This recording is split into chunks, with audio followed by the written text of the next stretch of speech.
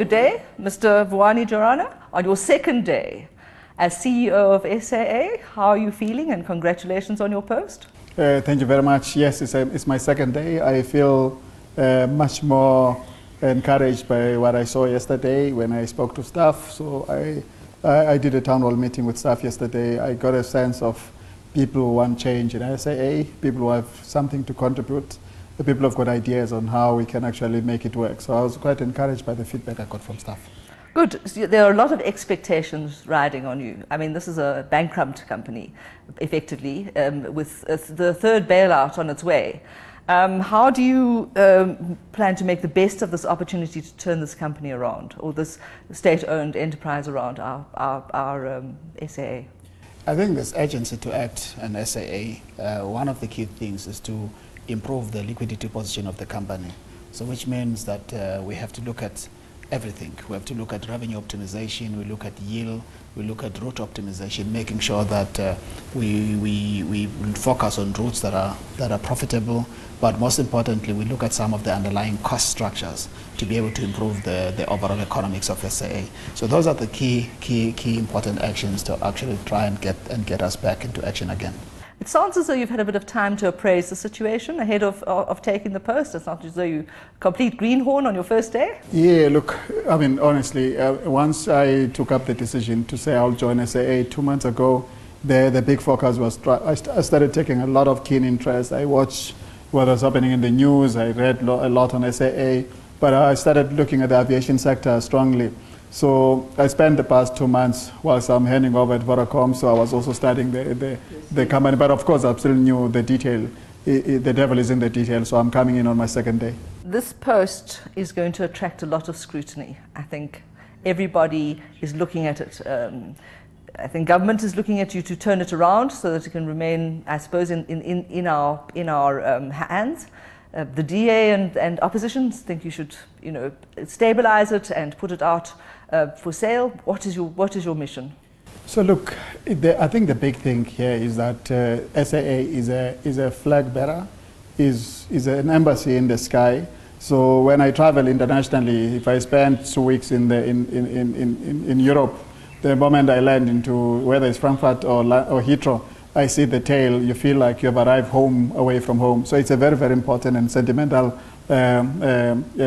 enterprise, if you like. However, it's important that it's run on a commercially viable basis so that it can earn the right to survive, to exist. So we have to have a look at combination of strategies to address this. Your combination of strategies. SAA is mostly, from what I can gather, outsourced already. Its planes are leased. Even the maintenance is leased. Where do you have opportunities to ensure that you're able to optimize your income?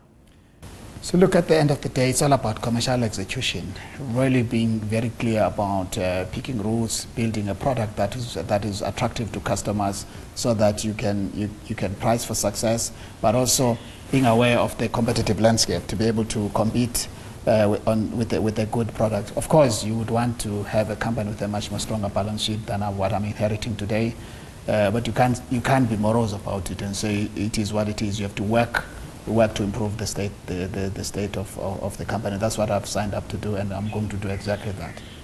This turnaround strategy is going to be important, and I understand there's going to be an appointment of a turnaround strategist to work alongside with you. But multiple forensic reports have exposed problems with both governance and corruption. How are you going to deal with those? Look, Peter Davis has been appointed already as the Chief Restructuring Officer. I started on the 16th of October, so I've started yesterday. We're going to start working together closely to execute on the plan. Of course, one of the key priorities is to look at all sorts of reports, the CBER report and the different forensic report, and read on them and make sure that we can take the appropriate action to make sure we can set SA back into a path for success again. Well, the aeroplane, I mean, the tail of the aeroplane is sentimental and what have you. Many people think that plowing so much money into SAA in a country where there is less space for sentimentality and more need for basic services could be a waste of money. How do you respond to that? So if you look at the value add that SA does, for example, in terms of the other downstream effect of SA in terms of tourism, connecting the southern tip of the hemisphere with the rest of the world. So there's a much more to be said about SA. However, even with that value add, SA should on its own operate in a commercial, sustainable manner. So where we sit today, I think there's a room for SAA to exist. It's got a very strong market position. What is needed is to execute on the plan and make sure that we can run the business on a commercial basis. And I think SAA should be okay. They say that this is a very bloated organization. They say pilots are overpaid, most expensive, the second most expensive pilots in the world, I believe. Is everything on the table? Renegotiation, looking at restructuring of personnel? So I think where we sit today, we have to have all the people of SAA, labor, pilots, executive team, the board, and of course the shareholder, to face in the same direction. And of course, the big priority should be to make sure that SAA is sustainable so that we can continue to fly, but most importantly, it can continue to sustain jobs for its own people.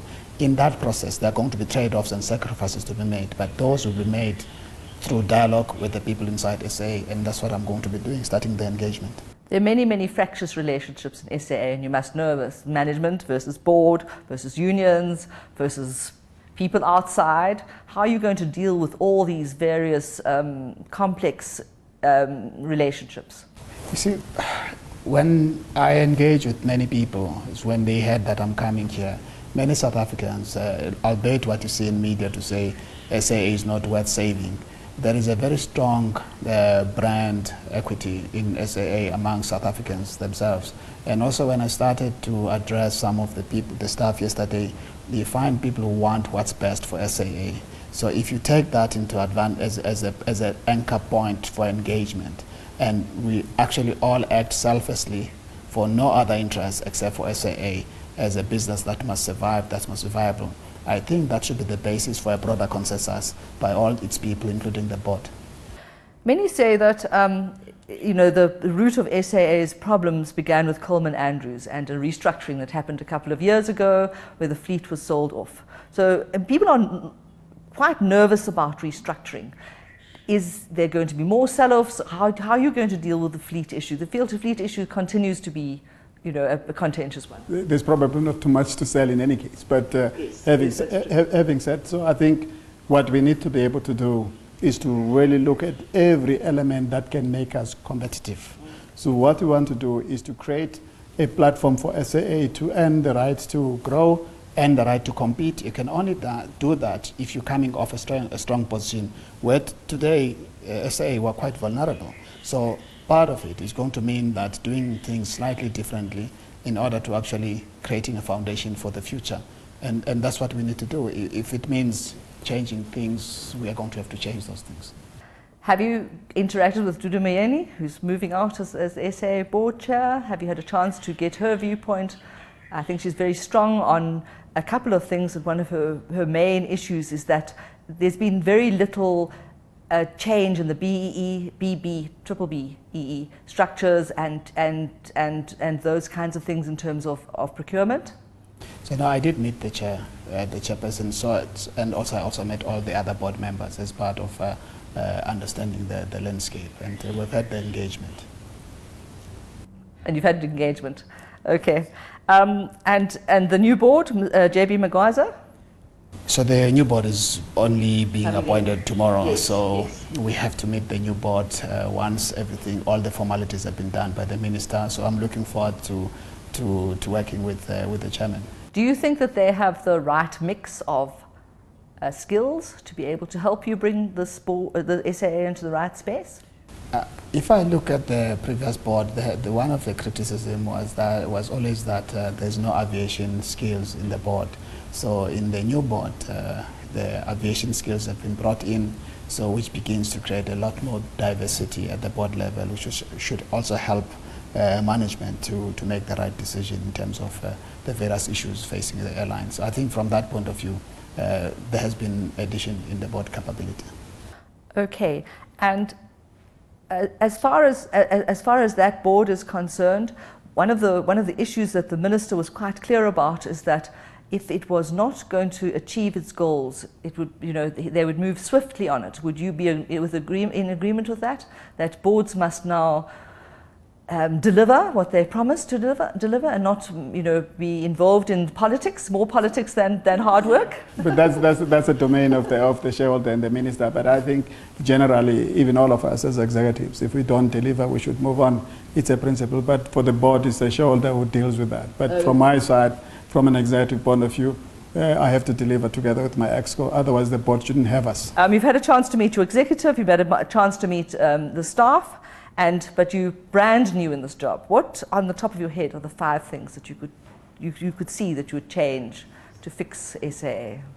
Look, as I come to SAA, there is a clear strategy for turnaround that has been implemented, that has been designed already. And many people have asked me before I came, said, look, you're coming in as a CEO, the strategy has been done for you. Are you going to change the strategy? The answer is no. Partly is the fact that if you are in a hole, there are not too many ways of getting out. So it's probably three ways. So there's not too many choices. So then the team that's here probably chosen the best choices. So what's critical is stress testing some of the assumptions on the turnaround strategy to make sure that we can execute on them. And for that, I'm going to come back to all stakeholders and say I've stress tested the assumptions and we can still execute on the plan within the right time frame. Okay, good. Thank you very much, Mr. Jarana, and I wish you all of the best and good luck. Thank you very much. Thanks for having me. Thank you.